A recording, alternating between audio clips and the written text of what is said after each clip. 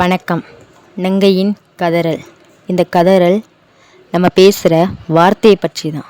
ஒரு மனுஷன் பணம், புகழ் இப்படி எதனாலும் இழக்கலாம். ஆனால் அவன் வாயிலேருந்து வர வார்த்தைகளை மட்டும் இழக்கக்கூடாது.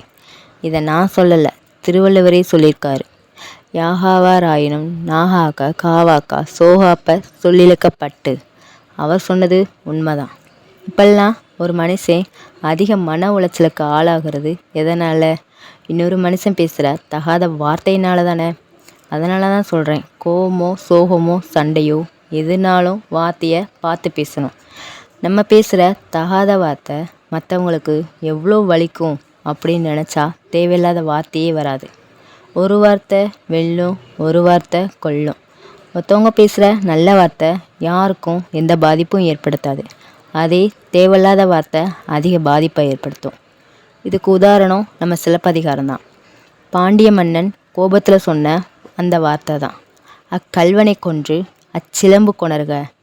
இப்படி கோபத்தில் சொன்ன வார்த்தையினால தான் கோவலன் உயிரும் போய் கண்ணகி மாதிரி இருக்கிற நிலைமையும் ஆகிடுச்சு. உங்களை யாராச்சும் வார்த்தையினால் தோற்கடிக்கிறாங்களா? ஒரு சில தகாத வார்த்தையினால் gossip பேசுகிறாங்களா?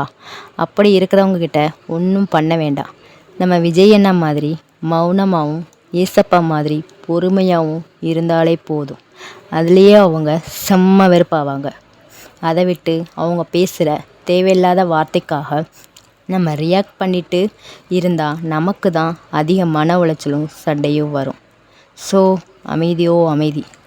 Silence is the best reply. நன்றி.